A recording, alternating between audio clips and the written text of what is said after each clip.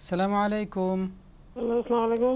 ওয়ালাইকুম ওয়ালাইকুম আসসালাম ওয়া আসসালাম রাহমাতুল্লাহি ওয়া রাহমাতুল্লাহ। বারাকাতুহু। জি, আপনার প্রশ্ন? হ্যালো, আসসালামু আলাইকুম। আমি মাদবানি ভাইয়ের সাথে কথা বলতে পারবো? জি, জি, আপনি কেমন বলছেন। আছেন আপনি? ভালো আছেন? আসসালামু আলাইকুম। আমি হসপিটালে। ইয়া আল্লাহ, আল্লাহ যেন আপনাকে সুস্থ করে দেয়। আপনার জন্য আমরা খুব খাস করে দোয়া। আপনি কবে হসপিটালে গেছেন? আমি আজ 21 দিন ধরে হসপিটালে। লাস্টে মঙ্গল, বুধ, বৃহস্পতিবারে বলতে পারি নাই, হুঁশ ছিল না। ইয়া এখানে আল্লাহ, ঢুকে দিয়েছিল, সুগার লো হয়ে গেছিল। আল্লাহ, আল্লাহ শুক্রবারে রাত্রে 3:30টায় আল্লাহ জ্ঞান ফেরাইছে। আলহামদুলিল্লাহ। আমরা তো আপনাদের জানি না দোয়া। আসলে আমাদের এই বোন সাইয়েদা রাফিয়া খাতুন, আপনারা অনেকেই চেনেন, দর্শক ভাই বোনরা আপনাকে সবাই চিনেন। এই জন্য আমরা সবাই আপনার জন্য দোয়া করি, আপনি সুস্থ হয়ে যাবেন ইনশাআল্লাহ। হসপিটাল থেকে আল্লাহ আপনাকে সুস্থ করে ঘরে ফিরে আনুক, এই দোয়া করি আপনার জন্য। আমার জন্য দোয়া করবেন। এই জন্য আপনার কাছে কথা বলার জন্য টেলিফোন করছি হসপিটাল থেকে। জি, আমরা সবার জন্য আপনার জন্য দোয়া করি, হসপিটাল থেকে যেন আল্লাহ তাআলা আপনাকে সহি সালামতে সুস্থ করে যেন ঘরে নিয়ে আসে ইনশাআল্লাহ। জি, ধন্যবাদ আপনাকে কষ্ট করে হসপিটাল থেকে ফোন করার জন্য। আনসারি ভাইকে আর সাথের ভাই সবাইদেরকে আমার সালাম যে দিবেন। আনসারি ভাই এখনো ফেরত আসেন নাই, বাংলাদেশে গেছেন ছুটিতে, ইনশাআল্লাহ এসে যাবেন। আচ্ছা, আচ্ছা, নাসরুল্লাহ ভাই সাথের আমাদের ভাইকে সাথে আমাকে আছে। সালাম দিবেন। জি, ধন্যবাদ আপনাকে ফোন করার জন্য। আমরা সব সময় আপনার জন্য দোয়া করি, আল্লাহ আপনার উপরে রহম করুন, আমিন ইয়া রাব্বাল আলামিন। আর আমি আমার সব দর্শক ভাই বোনদের কাছেও, আমাদের এই বোন তিনি চোখে দেখেন না, আল্লাহর রাস্তা সব সময় দান করেন, সব সময় আল্লাহর দ্বীনের পথে থাকেন। আল্লাহ তাআলা যেন ওনার উপরে রহম করেন এবং আল্লাহ যেন ওনাকে সুস্থ করে ঘরে ফিরিয়ে আনেন, এই দোয়া আমরা সবার কাছে চাই এবং আল্লাহর কাছে এই দোয়া করি। ধন্যবাদ আপনাকে আপনার ফোন কলের জন্য। আমরা যাচ্ছি পরবর্তী কলারের কাছে। কলার, আসসালামু আলাইকুম ওয়া রাহমাতুল্লাহ। হ্যালো, ওয়ালাইকুম আসসালাম। হ্যালো, আসসালামু আলাইকুম। ওয়ালাইকুম আসসালাম ওয়া রাহমাতুল্লাহ। জি, আপনি আপনার প্রশ্নটা বলে ফেলুন প্লিজ।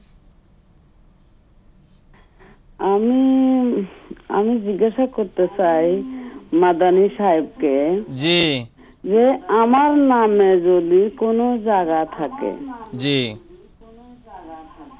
তাহলে আমি যাকে খুশি তাকে দিতে পারবো না? জি, আপনি আপনার টেলিভিশনের সাউন্ডটা একটু কমাবেন। আপনার নামে জায়গা থাকলে আপনি যাকে খুশি তাকে দিতে পারবেন, কিন্তু আপনি মারা যাওয়ার পরে যারা আপনার ওয়ারিশ হবে এমন কাউকে আলাদা দিতে পারবেন না। যদি অন্য অন্য মনে করেন আপনার ছেলে মেয়ে আছে হলো 3 জন বা 4 জন, তার মধ্যে একজনকে বেশি দিতে পারবেন না যদি বাকি ছেলে মেয়েদের অনুমতি না নেন। কিন্তু বাহিরের যদি কাউকে আপনি দিতে চান, তাহলে আপনি আল্লাহ রাস্তায় দান করতে চান, এটা দান করতে পারবেন, তবে এটা আপনার সম্পত্তির 3 ভাগের 1 ভাগ করতে পারবেন। আমি আরেকটা প্রশ্ন করব।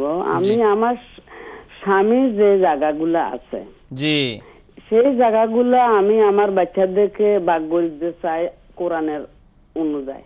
জি আর আমি যে আমার নামে আমার স্বামী যে জায়গাগুলা দিছে, অথবা আমি এখানে একটু ইনকাম করছি, কিনছি, সেই জায়গাগুলা আমি যদি কাউকে চাই আমার বাড়িতে রাখি, আমি ওকে দিবে, এটা কি আমি পারবো না? এটা আমি গুনাহগার হবে? এটা আপনি পারবেন, কিন্তু এটার পরিমাণ যেন আপনার মোট সম্পত্তি যা আছে, কেমন, এটার যেন সবটা যেন আপনি দিয়ে না দেন, কেমন, 3 ভাগের 1 ভাগ পরিমাণ দিতে পারবেন। মনে করেন যদি আমার কানি তো আপনি বুঝেন না, যদি আমার 10 কানি থাকে, যদি আমার কাছে 10 কানির ভিতরে যদি 2 কানি শুধু আমার থাকে, 2 কানির থেকে যদি আমি 1 কানি আমার একজন একজন আপনকে দিয়ে আমার বাড়িঘর ফরা দিব, ওটা খাইবো, এটা কি আমার গুনাহ হবে? আপনি 1 কানির মানে যদি 3 কানি থাকে আপনার, তাহলে 1 কানি দিতে পারবেন, এটা জায়েজ হবে, কেমন। আমি আপনাকে জিজ্ঞাসা করছি যে আমি চিন্তা করছি আমি যে গুনাহগার তো হবে না। না না, 3 কানি থাকলে পরে যদি 1 কানি দেন তাহলে 3 ভাগের 1 ভাগ হয়, এটা এই পরিমাণ আপনার জন্য দেয়া জায়েজ হয়, এর বেশি হয় না, কেমন। জি জি, ধন্যবাদ আপনাকে, আপনাকে অনেক শুকরিয়া। আর 2 কানি থাকলে 1 কানির থেকে কম দিতে হবে আপনাকে আরো। ধন্যবাদ। অর্থ হলো আল্লাহ রসুল সাল্লাল্লাহু আলাইহি সাল্লাম বলেছেন, কাউকে যদি আমরা স্পেশাল দিতে চাই, দান করতে চাই, তাহলে তা যেন 3 ভাগের 1 ভাগ হয়। সাদ ইবনে আবি ওয়াক্কাস রাদিয়াল্লাহু আনহু একজন সাহাবী অসুস্থ হয়ে গিয়েছিলেন, আল্লাহর নবী তাকে দেখতে মক্কায় গেলেন তার বাড়িতে। তখন তিনি আল্লাহর নবীকে বললেন, ইয়া রাসূলুল্লাহ, আমার তো মাত্র একটা মেয়ে, আমার সব সম্পত্তি আল্লাহ রাস্তায় দিয়ে যায়। আল্লাহ রাসূল বললেন, না, দিতে পারবে না।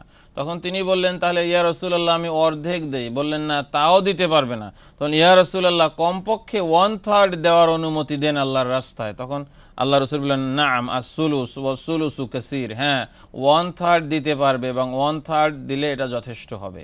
সেই হিসেবে আপনি 1/3 পরিমাণ দিতে পারবেন। ধন্যবাদ বোন আপনার প্রশ্নের জন্য। আমরা পরবর্তী কলারের কাছে যাচ্ছি, দেখি কে আছেন লাইনে এই মুহূর্তে। আসসালামু আলাইকুম ওয়া রাহমাতুল্লাহ। ওয়ালাইকুম আসসালাম। সরি, আমি শহীদুল আলম আবার বলছি, তখন আমার প্রশ্নটা শেষ হয়েছিল না। জি বলেন। আচ্ছা, আমার দুইটা প্রশ্ন আছে এখন। জি বলেন। একটা হলো যে স্বর্ণ 7 ভরি থাকলে যাকাত দিতে হবে, কিন্তু কারো যদি 20 ভরি থাকে তখন কি 7 ভরি বাদ দা 13 ভরি, না 20 ভরি সবারই সব যাকাত দিতে হবে? 20 ভরি পুরোটা তখন কাউন্ট করা হবে, ওইটা বাদ যাবে না। কেমন? এইজন্য 7 ভরি না, এটা 7.5 ভরি। আচ্ছা, 2 নম্বর প্রশ্ন। জি জি 2 নম্বর প্রশ্ন বলেন। 2 নম্বর প্রশ্ন হলো যদি কারো মনে করেন ব্যাংকে টাকা আছে, জি এখন সেখানে হয়তো বাংলাদেশ টাকায় 10 লাখ বা 20 লাখ টাকা আছে, জি ওইটা হয়তো একটা ইসলামী ব্যাংকে আছে, ওর উপরে প্রফিট হয় 3 বছরের জন্য ফিক্স করতে, ওটা কোনো ফিক্স না আর কি, যেটা প্রফিট হয় সেটা দিবে। জি এখন কথাটা হলো যে যাকাত দিতে হবে ওই যে টাকাটা ফিক্স করছে ওর উপরে যাকাত দিতে হবে না প্রফিটের উপরে যাকাত দিতে হবে?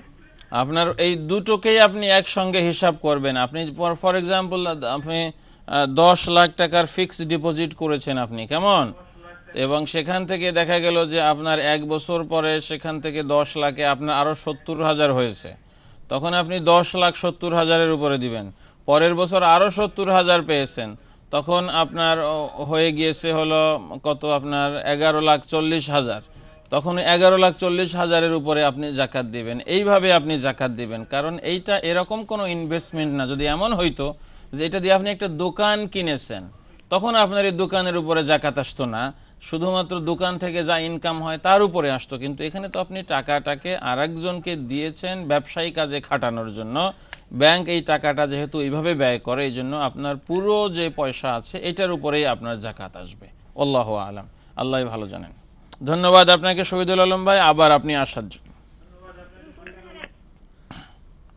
দর্শক মণ্ডলী, আমরা শুনছিলাম যাকাত বিষয়ক একটা রিলেটেড প্রশ্ন এখানে। জি অনেকেই এটা জিজ্ঞেস করে থাকেন আসলে যে যারা মর্টগেজ দিয়ে বাড়ি কিনে থাকেন, জি তারা কতদিন পর্যন্ত এটা হিসাব করে যাকাত দিবেন? আমরা অনেকবার বলেছি ইসলাম এসেনশিয়ালস থেকে, তারা যেন মর্গেজের পুরো টাকাটাকে হিসাব না করেন, বরং 1 বছরে মর্গেজের কত অংশ পরিশোধ করতে হবে সেইটাকে যেন হিসাব করেন। প্রতি বছরে, যেহেতু ব্যাংক তো আমার কাছে একসাথেই 200,000 পাউন্ড চায় না, ব্যাংক আমার কাছে 1 বছরে 12,000 পাউন্ড চায়। এই হিসেবে আমার ঋণ হলো 12,000 পাউন্ড, আমি 200,000-এর ঋণই না। কিন্তু যাকাতের হিসাবটা যেহেতু এভরি ইয়ার, হাওলানে হাওল যেটাকে বলা হয়, 1 বছর সময়ের হিসাব, সেই হিসেবে আমরা ওই 1 বছরের হিসাব করতে হবে। পুরো 25 বছরের একসঙ্গে হিসাব করলে 25 বছরে যাকাত দেওয়ার সুযোগ হবে না কারোই। ধন্যবাদ আপনার জবাবের জন্য। দর্শক মণ্ডলী, আমরা শুনছিলাম যাকাত বিষয়ক একটা প্রশ্নের জবাব। আমরা একটা ব্রেকে যেতে হচ্ছে, ব্রেকের পরে ফিরে এসে আবার আপনাদের সাথে কথা হবে ইনশাআল্লাহ। ততক্ষণ ভালো থাকুন। আসসালামু আলাইকুম ওয়া রাহমাতুল্লাহি ওয়া বারাকাতুহু।